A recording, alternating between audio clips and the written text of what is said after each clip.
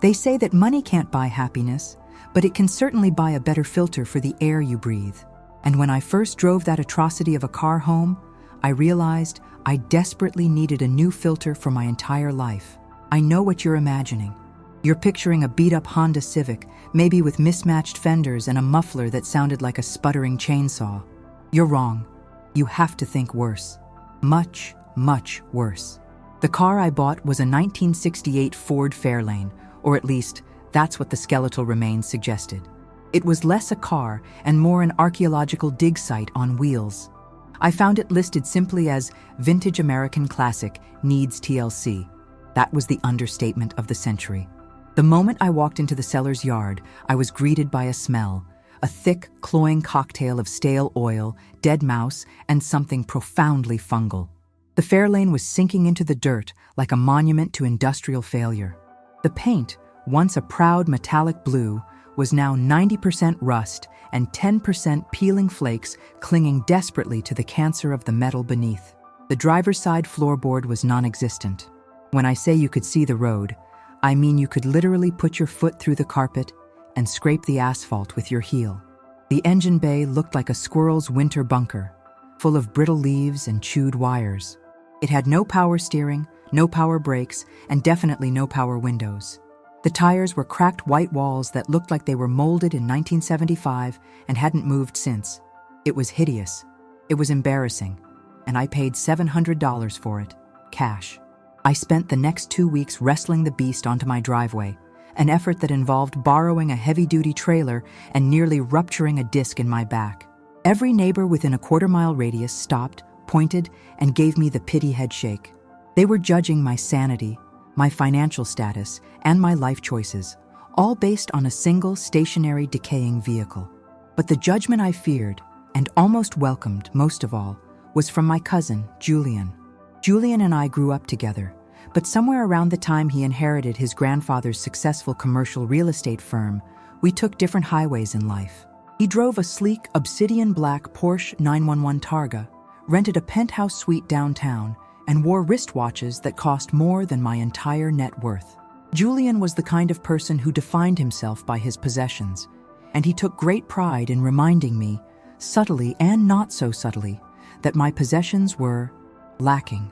We had a weekly coffee meeting, a tradition that had survived purely on inertia, and I knew the Fairlane's presence was going to be the main event. I was dreading the meeting, but also meticulously preparing for it. I had parked the Fairlane right in front of the house, positioning it so the worst angle, the door that wouldn't quite shut and was held closed with a frayed bungee cord, was prominently displayed. I wanted him to see it. I wanted the full force of his materialistic disdain, because that was the key to my whole plan. The deeper his mockery, the sweeter my eventual victory. The low, resonant growl of the Porsche announced his arrival before I even saw the headlights. Julian pulled up to the curb, but instead of parking directly in front of my little ranch house, he stopped 20 feet short, as if afraid the rust flakes from the Fairlane might contaminate his German engineering marvel. He unfolded himself from the driver's seat, a man who treats getting out of a low car like a complicated yoga pose, and approached my driveway with a look of theatrical horror. "No, no, Peter. Please tell me that is not yours," he said, his voice dropping an octave into a tone reserved for funeral eulogies and stock market crashes. He didn't even offer a greeting. His eyes, usually cool and calculating, were wide with genuine astonishment. I leaned against the porch railing, sipping my lukewarm coffee. "Morning, Julian.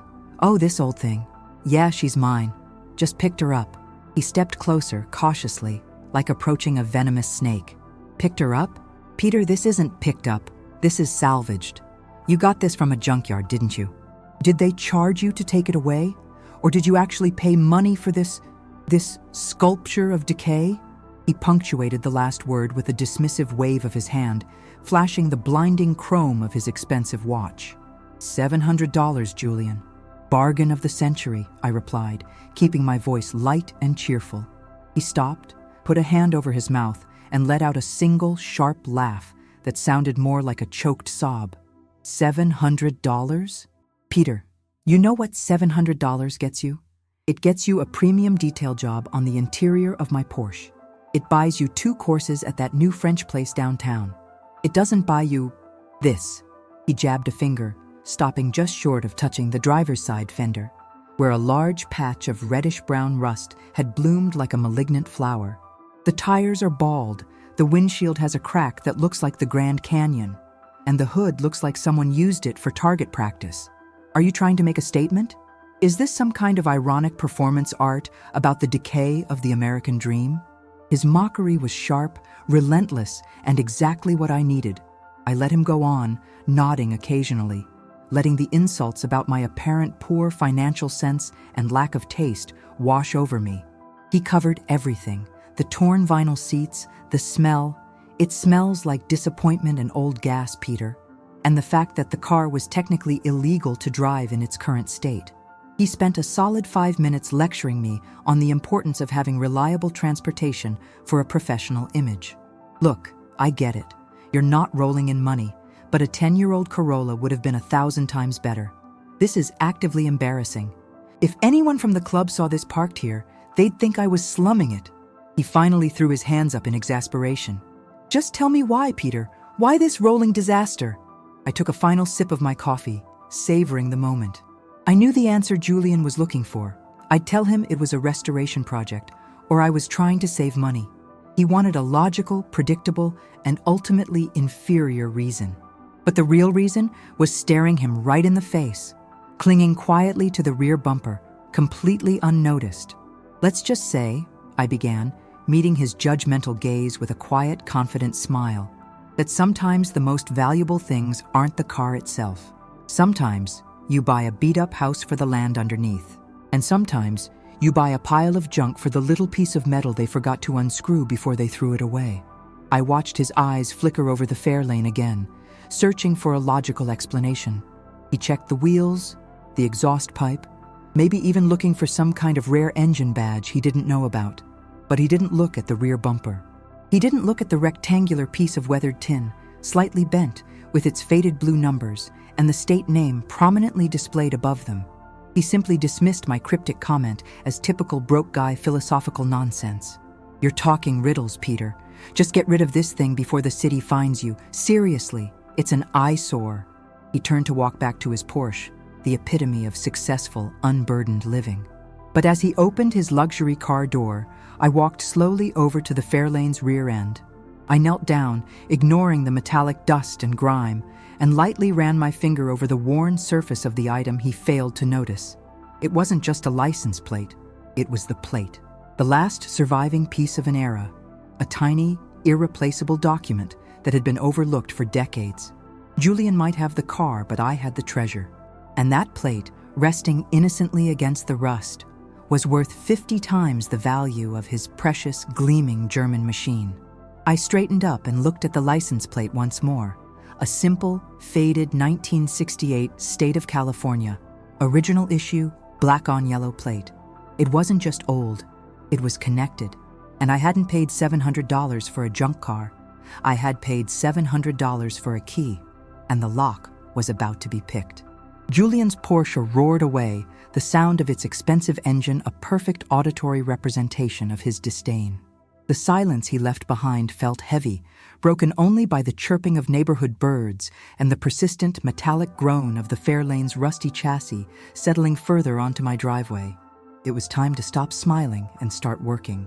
The license plate was an original 1968 California issue, black characters on a yellow field, what collectors call the legacy plate. But it wasn't just the vintage state issue that held the value.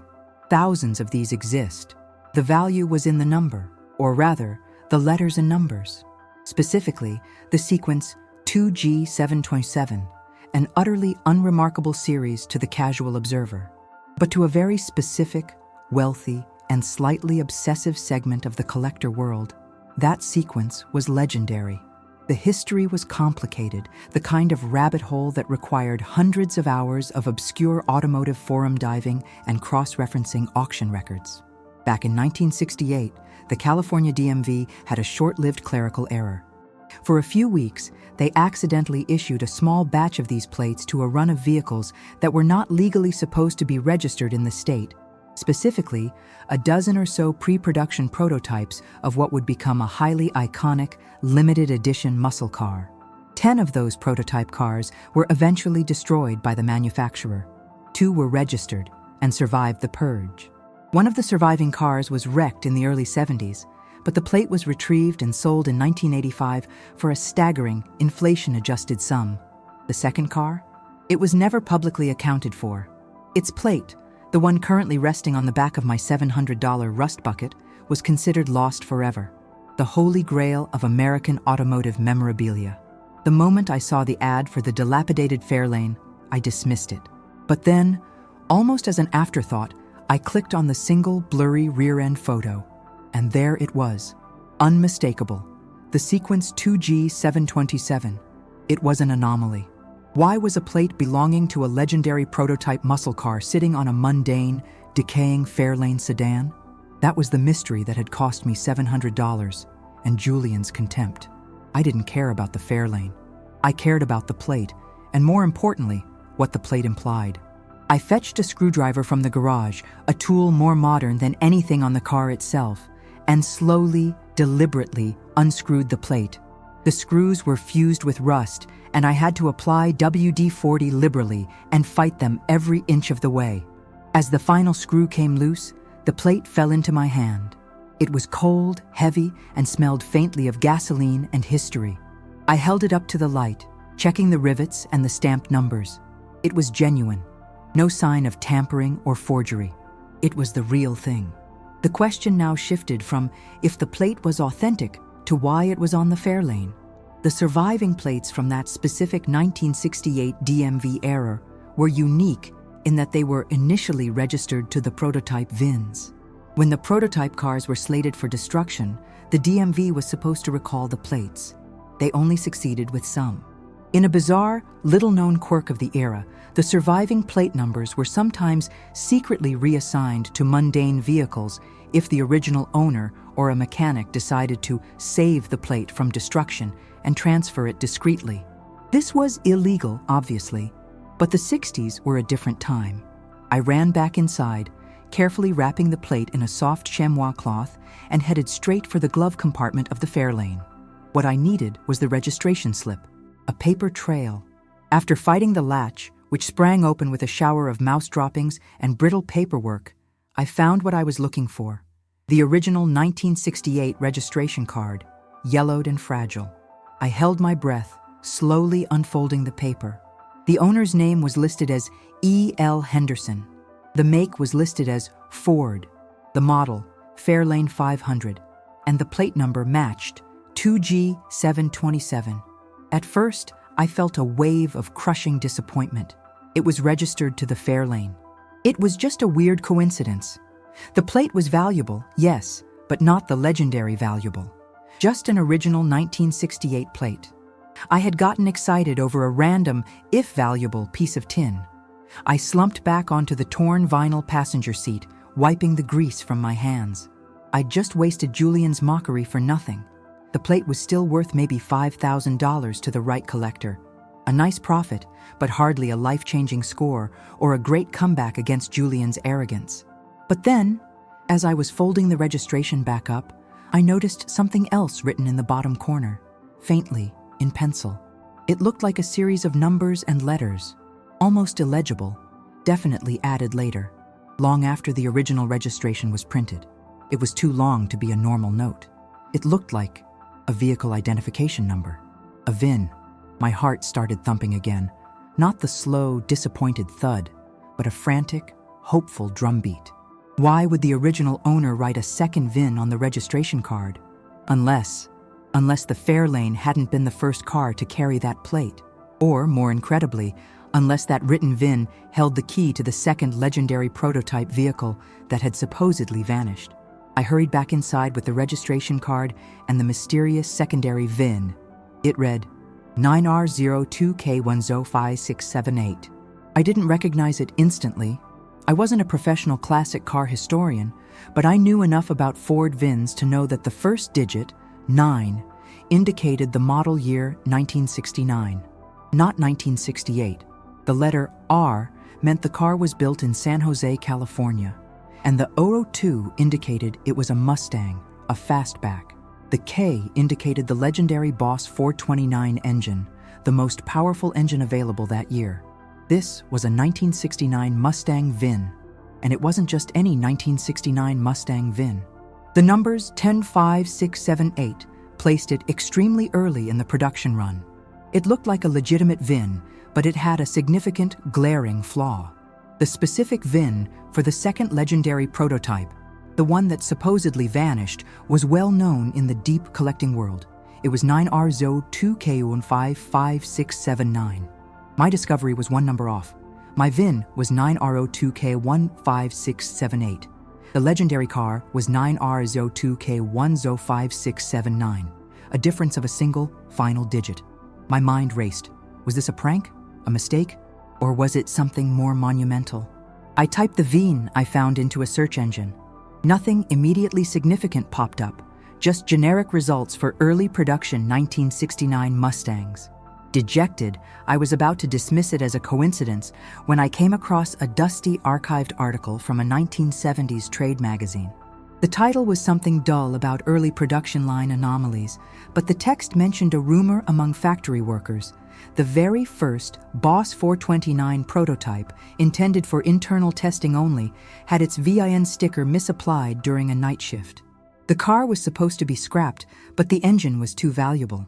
The car was rumored to have been sold off the books, with a forged title using a VIN one digit lower than the second famous prototype, basically slipping through the official records like a ghost. My heart hammered against my ribs. One digit lower. The implications were insane. The legendary second prototype, VIN 79, was worth millions.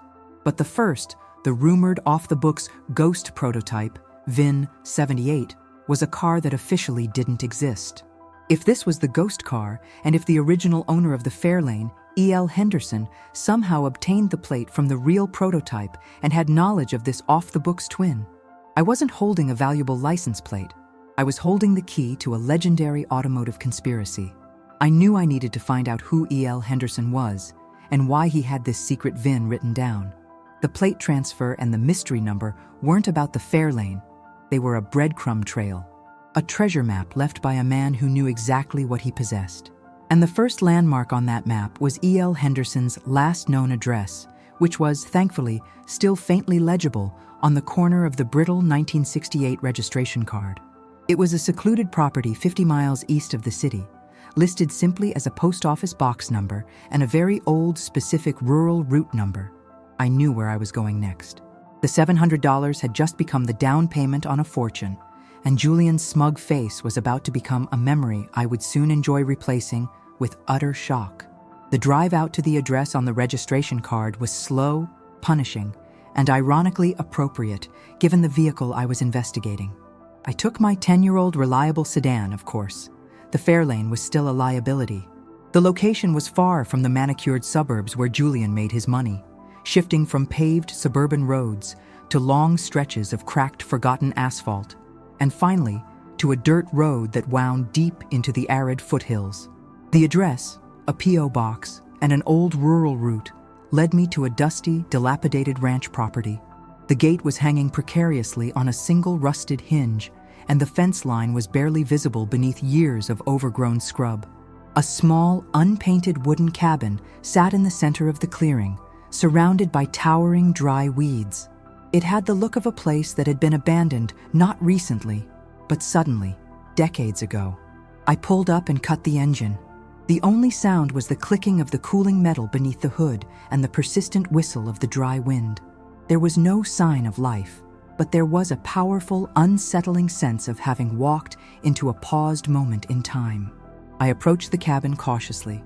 The front door was warped and slightly ajar, inviting me into the gloom.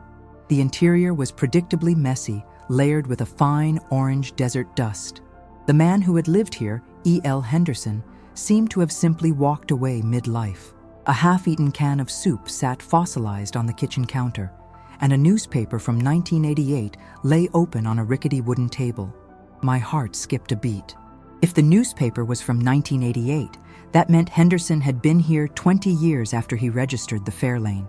That was 2 decades for him to either sell the valuable license plate or to hide the valuable car. I spent the next hour meticulously searching the small cabin. There was no money, no jewelry, and nothing immediately pointing to a vast hidden fortune. Henderson had been poor, or at least living simply, but he had been organized. In a back room, stacked neatly on a shelf, were dozens of small cardboard boxes, labeled meticulously motor parts, tax receipts 1981, 1985, and most importantly, automotive paperwork. My hands were shaking as I opened the relevant box. Inside, I found stacks of old DMV documents, handwritten notes, and even a few faded photos. Most of it was useless information about oil changes and state inspections, but buried at the bottom, protected by a layer of heavy envelopes, was a small leather-bound journal, E.L. Henderson's diary. I flipped it open, my eyes immediately catching the shaky, cursive script. The entries started in 1965 and ran right up to the last legible date, July 14, 1988, the day the newspaper was printed. The journal was not a record of philosophical musings. It was a maintenance log and a chronicle of obsession. The early entries described Henderson's time as a mechanic working for a major Detroit automaker's West Coast operations, specifically working on the pre-production prototypes of the legendary muscle car I was hunting.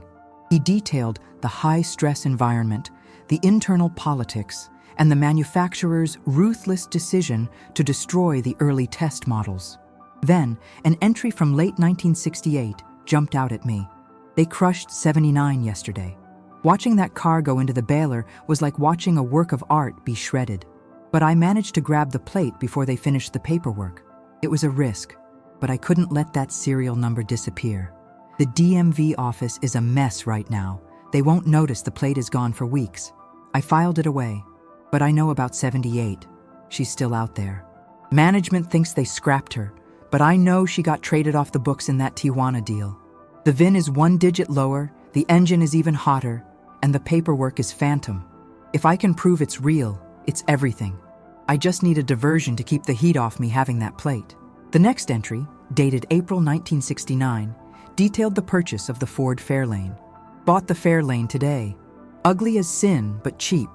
Took the prototype's plate, 2G727, and slapped it on the Fairlane's registration paperwork. It's an illegal transfer, but it creates a perfect dead end. Now, anyone looking for that famous plate will stop when they find it attached to a rust bucket sedan. No one will look beyond the Fairlane. It's a shield, a 20-year distraction while I search for the real prize. 9R2K105678. A cold shiver ran down my spine. This confirmed everything. The license plate was not the treasure. It was the decoy. And E.L. Henderson had spent 20 years of his life trying to find the missing ghost car. The very last entry in the journal, dated July 14, 1988, was short and frantic. I found the location. The garage in the desert. The man, name blacked out, wants a fortune, but it's real. The chassis is stripped, but the engine is there. I'm driving out tonight, taking the last of my savings. If I don't return, the car is still out there. The key is the plate on the Fairlane. It proves I knew what I was looking for. No one will look for a Boss 429 twin near an abandoned ranch. It's hidden in the city. The coordinates are tucked into the other glove box. The one I never used. The other glove box. The Fairlane was a 4-door sedan. It had 2 glove boxes. The main one I checked on the passenger side, and a smaller, often forgotten compartment hidden beneath the dashboard on the driver's side, a common feature on that particular model line. I had been so focused on the registration and the plate that I hadn't even realized the car had a second hiding spot. Henderson, the former mechanic, knew exactly where to put his last, most vital clue.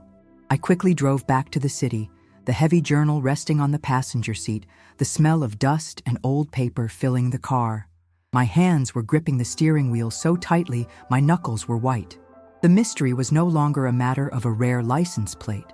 It was a matter of a missing car worth millions and a cold case disappearance. Henderson went out to meet a man, taking his life savings, and never returned. That was July 1988. When I finally got home, the Fairlane looked different. It wasn't a joke anymore. It was a repository of secrets, a metal coffin holding the last clues of a long-dead man's obsession. I didn't even acknowledge the still visible tire tracks left by Julian's expensive Porsche. Julian's scorn was now utterly irrelevant.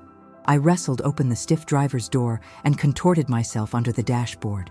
After fumbling past brittle wiring and years of accumulated dust, my hand brushed against a small, stiff piece of cardboard tucked deep into the secondary compartment.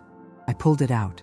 It was a small, laminated map of the greater metropolitan area, specifically a section of the city I barely recognized, an industrial zone full of old factories and warehouses.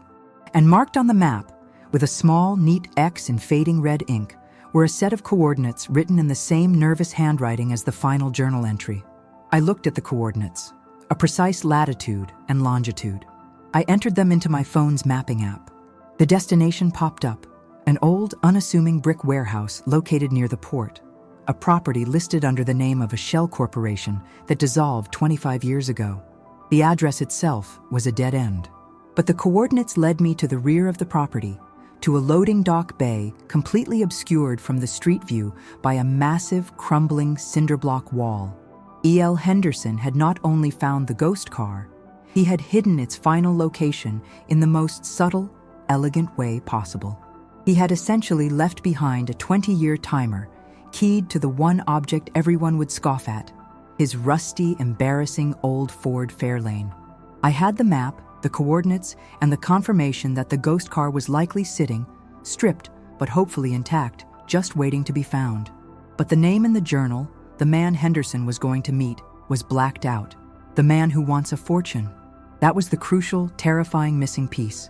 And I had a gut feeling that this wasn't just a matter of finding a car.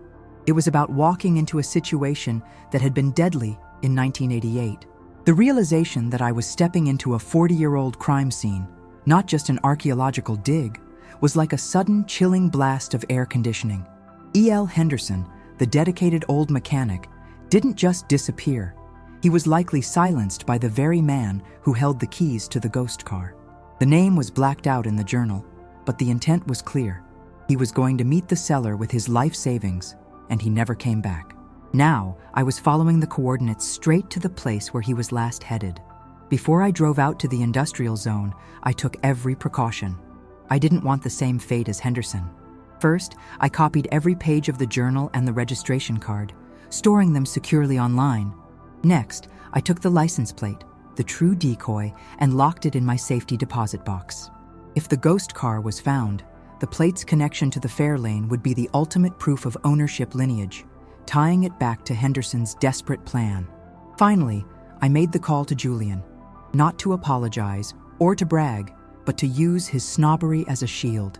"Julian, I need a massive favor," I started, keeping my voice low and conspiratorial, the exact tone he used when discussing his insider real estate deals. "Peter, why are you whispering? Is the police finally coming for that biohazard you call a car?" He sneered predictably. "Listen, the Fairlane. I think I made a mistake," I admitted, playing directly into his narrative. "I bought it from a guy who runs one of those sketchy storage unit clean-out operations.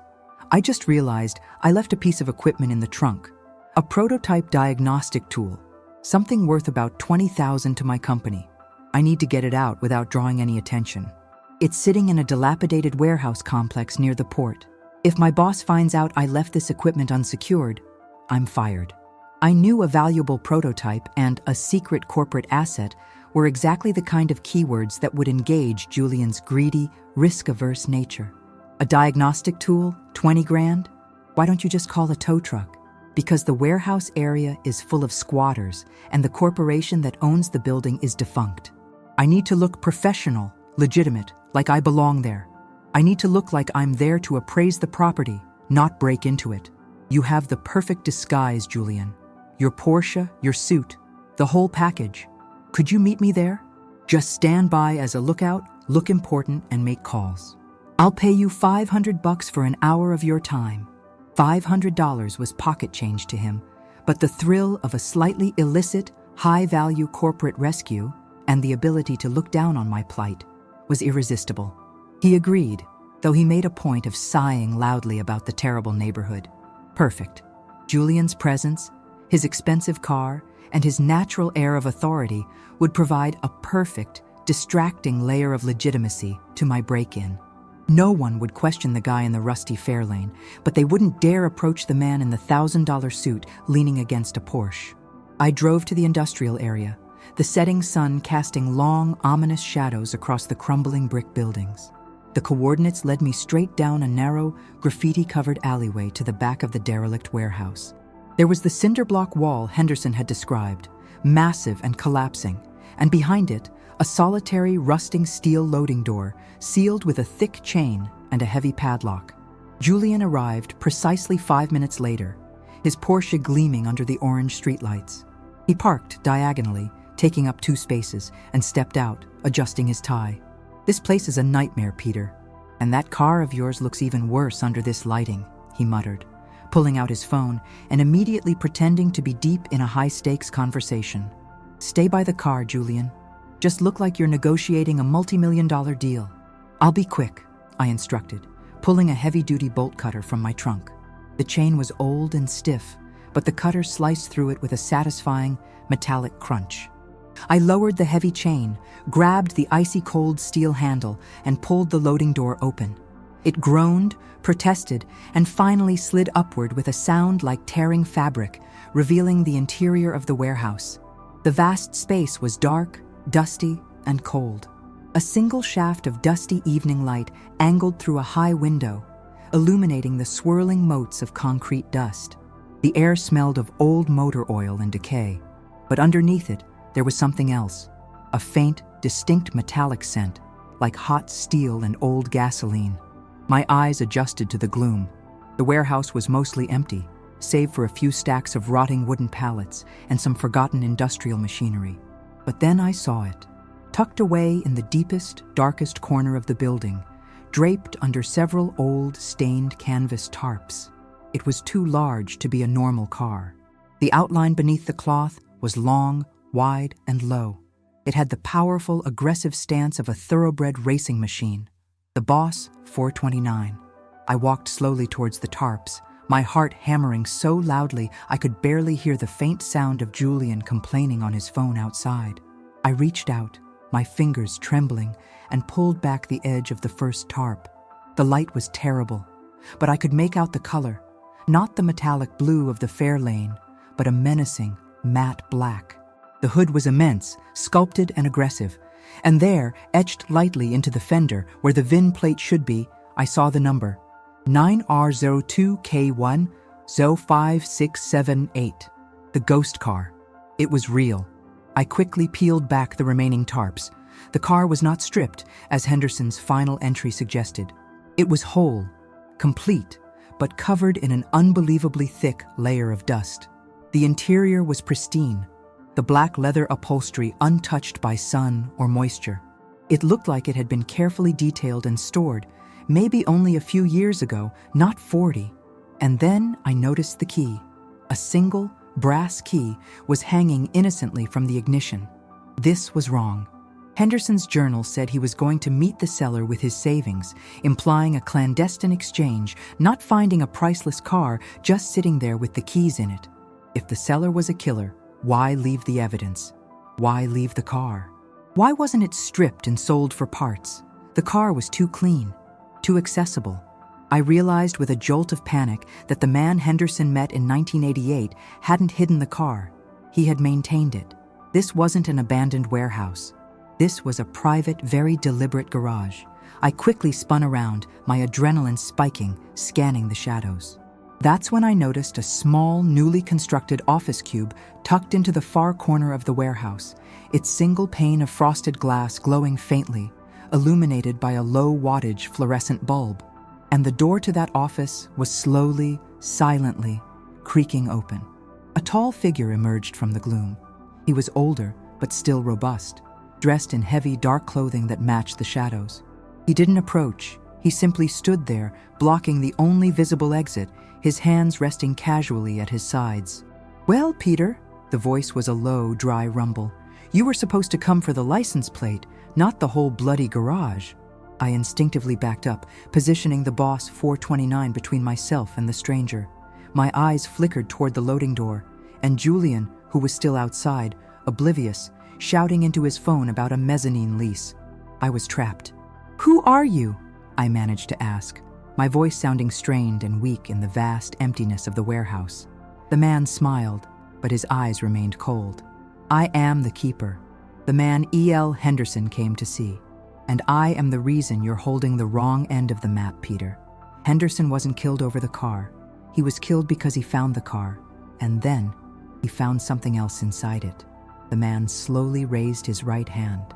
Resting in his palm was a small, tarnished silver key, a second key, one that looked like it belonged to a lockbox or a safe. "You found the car. Now you need to find out what E.L. Henderson was really looking for." The man took a slow step forward, a clear threat. The situation had just escalated from a treasure hunt to a confrontation with a man who had murdered once and was clearly ready to do it again. The car was just bait. My heart was doing a frantic tattoo against my ribs, and the adrenaline was so intense it felt metallic on my tongue. The keeper of the ghost car, the man who had likely killed E.L. Henderson 37 years ago, stood before me, holding a second, mysterious key. The car wasn't the prize, it was the mechanism of a deadly, decades-old trap. "Henderson didn't find a hidden stash of gold, Peter," the man said, his voice echoing in the vast space. "He found a paper trail that could destroy a lot of very important people, and he was going to use the car to expose it." I kept the massive rear fender of the Boss 429 between us, giving myself a slight barrier and time to think. Destroy whom? What did he find inside the car? The man chuckled, a dry, humorless sound. "You're clever enough to track a single-digit VIN anomaly from a dusty license plate. Figure it out. This car wasn't just a prototype for an engine, it was a prototype for a system of financing." He started to circle the car slowly, forcing me to move backward, deeper into the dark corner. Back in '68 and '69, the manufacturer needed to fund some black ops projects, things the board and the SEC could never know about. They took the best prototype, the ghost car with the off-the-books VIN, and used it as collateral. They registered it under a dozen shell companies, selling it and buying it back in a loop. It was $1 million laundromat. The car itself was a walking asset that generated clean cash. He stopped beside the driver's side door. Henderson was obsessed with this car. He was one of the few mechanics who knew the true VN. When he tracked it down in 1988, he didn't find a pristine engine. He found a compartment hidden deep in the chassis. And inside that compartment wasn't money, but microfilm. Microfilm detailing the entire operation, names, dates, transfers, people who are still very much alive and very, very wealthy. The horror of the situation finally crystallized. The valuable license plate was the decoy for the Fairlane. The Fairlane was the decoy for the VIN. The VIN was the decoy for the car. And the car was the decoy for the microfilm. Henderson was going to give it to the authorities, I whispered. "He was going to try," the keeper agreed, nodding. "But I found him here first. He came with his savings, ready to pay me for the car and the key. We wrestled. I took the silver key from him, and I took his life savings. The microfilm is worthless without this key.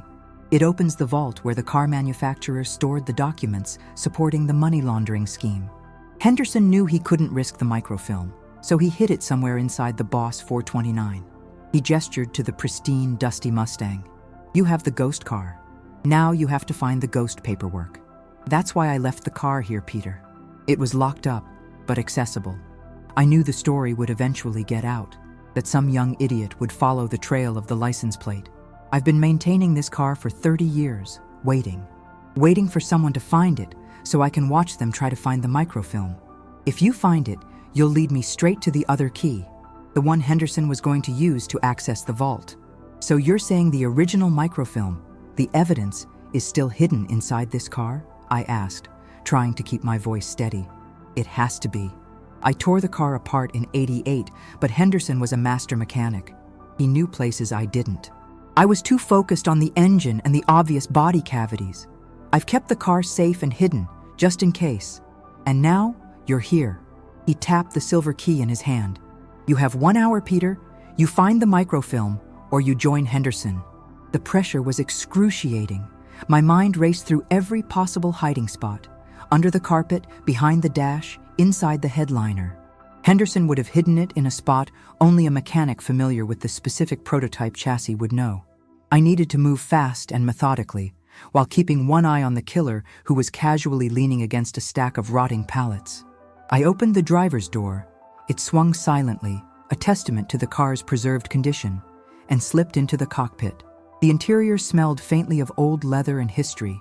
I started by checking the easiest place Henderson would have modified, the center console.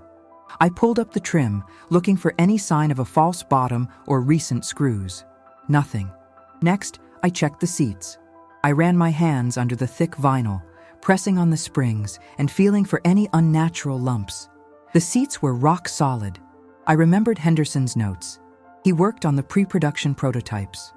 These early cars often had crude, temporary body panels or engineering access points that were removed for the final production models. I needed to think like a mechanic who knew the secrets of the prototype chassis. My eyes fell on the transmission hump. On a normal 1969 Mustang, this area was seamless. But this was a prototype, a ghost car.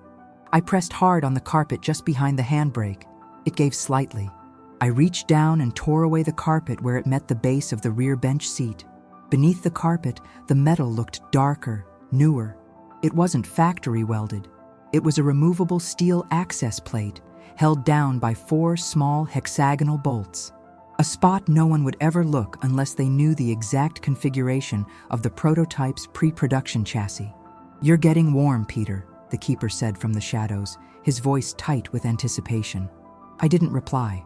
I knew I couldn't waste time on a battle of wits. I fumbled for the proper socket size in the small toolkit I had brought, my hands trembling. The keeper took a step closer, his eyes fixed on my hands. "Hurry up," he growled. "I waited 30 years. I can wait 5 more minutes, but that's it." I loosened the first bolt. It spun easily. The second, the third.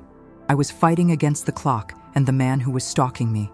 Julian's voice from outside, muffled and distant, continued his oblivious monologue about property values.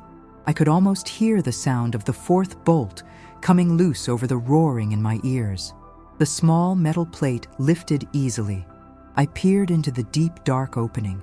It was a space usually occupied by transmission linkage on other models, but here it was empty, lined with heavy factory sound-deadening material. And resting on that material, protected by a piece of oiled canvas, was a small cylindrical tin container, a film canister. I pulled it out. It was heavy, cold, and clearly sealed with electrical tape that had turned brittle with age. This was it, the microfilm, the ghost evidence. "Give it to me, Peter," the keeper hissed, finally stepping out of the shadows, revealing a short-barreled object glinting ominously in his hand. The canister. "Now." I held the canister up, meeting his gaze.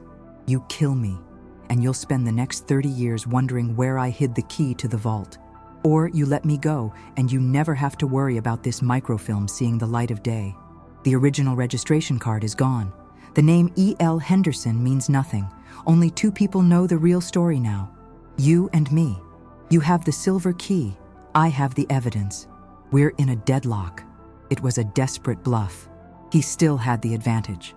But his eyes narrowed, considering the 30-year effort he'd invested in keeping this car silent. He knew that if I released the contents of the journal and the VIN to the press, the car itself would be useless, and his years of work would be for nothing. The key was the power. "You don't have the other key, Peter," he sneered. "You are lying."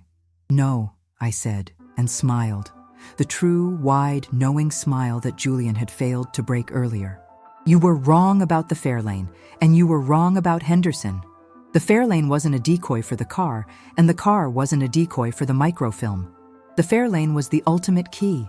You found the car. I found the final clue Henderson left for me 30 years ago in the other glove box." I pulled out the tiny, brittle piece of cardboard I had found under the dashboard, the one with the coordinates. I flipped it over. Taped to the back, beneath the fading red ink, was a small, inconspicuous, dark steel key, the twin to the silver key in the keeper's hand. Henderson had not only left the coordinates, he had hidden the key to the vault right there on the one piece of paper he knew I would need to find the car. I had the microfilm, the ghost car, and the vault key. I had every piece of the puzzle. I held up the key, small and dark, a defiant counterpoint to his shiny silver one. The keeper's face went slack with shock. He had guarded the car for 30 years, and the actual key had been sitting for decades on the dash of the junk car he dismissed. "You clever bastard," he growled, raising the weapon. I didn't hesitate. I threw the film canister straight at his face, spun out of the car, and sprinted for the open loading door. The tin canister hit the man's face with a solid thwack. It was only a fraction of a second, but it was enough. He stumbled back, momentarily blinded, and the small, dark object he was holding clattered harmlessly onto the concrete floor. That was my cue. I burst from the warehouse, the roar of the massive, rusty loading door echoing behind me as I grabbed the handle and yanked it down with all my strength. The heavy steel door slammed down, hitting the ground with a definitive, deafening crash that silenced Julian's muffled phone monologue instantly. Julian, startled out of his high-powered delusion, spun around, his eyes wide. He dropped his phone, which hit the asphalt with a sickening crack. "Peter! What the hell was that? Was that a gunshot?" he yelled, his voice laced with genuine panic for the first time. "No time, Julian. Get in your car. Call 911. Tell them there's an armed man barricaded inside the warehouse," I shouted, already sprinting toward my own sedan, the key to the vault clutched tight in my sweaty hand. The loading door behind me began to rattle violently. The keeper was awake, enraged, and trying to force his way out. The heavy door was momentarily pinned by the weight of the debris I had kicked underneath it, but I knew that wouldn't last. I jumped into my car, keyed the ignition, and slammed the accelerator. I didn't care about the Boss 429 anymore. I had what I needed. As I spun the tires and shot down the narrow alleyway, I glanced in my rearview mirror. Julian was scrambling into his Porsche, his earlier arrogance completely dissolved into raw fear, fumbling for his shattered phone. The distraction was exactly what I needed. I drove straight to the nearest 24-hour police station. The moment I walked in, I didn't mention the $700 car, the cousin's mockery, or the prototype. I told them a cold, simple truth backed by undeniable evidence. I had found the final clue left by a missing person, E.L. Henderson, who had disappeared in 1988 after attempting to expose a massive, decades-old corporate money laundering scheme. I handed over the journal, the microfilm canister, still sealed, and the vault key. The next few weeks were a blur of police interviews, FBI inquiries, and the dizzying realization of the sheer scale of the historical conspiracy I had stumbled upon. The police raided the warehouse and found the keeper gone. He had managed to force the door open, but disappeared into the night, abandoning the ghost car.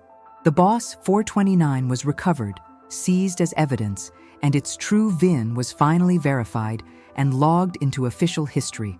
It was officially the missing piece of automotive history, worth tens of millions of dollars, a value that instantly dwarfed Julian's precious Targa.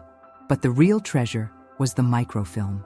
When forensic experts finally managed to safely open the canister, they confirmed Henderson's story. The film contained thousands of pages of encrypted ledgers, shell company documentation, and even handwritten notes detailing a decades-long system of financial fraud by a major corporation and several high-ranking political figures from the 1970s and 80s. The evidence was damning and irrefutable. The immediate fallout was immense. The revelations caused a media storm far larger than any typical car discovery. It wasn't about the car's engine. It was about the corruption it represented. The story moved from the automotive press to the front page of every major newspaper in the country. The investigation began to unravel decades of corporate malfeasance, thanks to one paranoid mechanic who had left a perfect breadcrumb trail. The irony, of course, was Julian. He was questioned by the police because he was the witness to the warehouse confrontation. He tried to spin a fantastic tale of being involved in a confidential corporate retrieval, but the police quickly realized he was oblivious.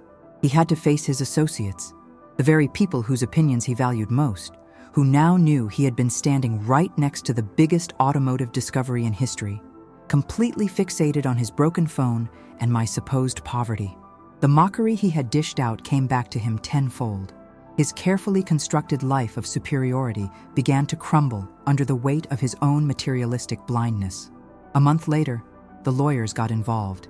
Since I had brought the entire treasure trove to the authorities, and the key that unlocked the rest of the evidence, I was legally protected. The ghost car, the Boss 429, was deemed abandoned property connected to a criminal enterprise, and after navigating complex state seizure laws, I was granted a substantial finder's fee, a figure that guaranteed my financial freedom for life. But I did something unexpected with the car. I didn't sell it. Instead, I worked with the authorities and a prestigious automotive museum. The Boss 429, the famous $1 million ghost, was restored to its original, sinister, matte black condition and put on permanent display, a monument to the lengths people will go to cover up their crimes. And what about the Fairlane? That rusty, beautiful, ugly $700 decoy? It was legally mine. After the whole ordeal, I drove it home, the police having returned it as a piece of harmless, irrelevant property. I finally called Julian. He answered, his voice subdued and weak, clearly having lost some of his luster in the corporate world. "Peter," he said flatly, "I saw the news, the car, the museum. I still don't understand how you knew." I looked out my window at the Fairlane, still parked proudly on my driveway, its rust gleaming faintly in the afternoon sun. I had spent $700 on that car, but it had bought me the truth, my freedom, and the most satisfying moment of revenge a man could ever ask for.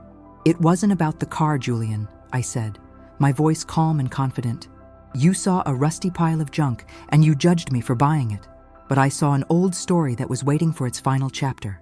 And sometimes," I finished, smiling as I looked at the old, faded 1968 license plate, which I had just screwed back onto the Fairlane's rear bumper, the one I had retrieved from the safe deposit box, the ultimate, elegant decoy. "Sometimes, the most valuable thing you can own is something everyone else looks right through." And with that, I hung up. I didn't need the millions the ghost car was worth. I had the story. And the $700 Fairlane, the ugliest and most important car in the world, would forever remain my favorite ride. It was a permanent, rusty reminder that true value is rarely found on the surface.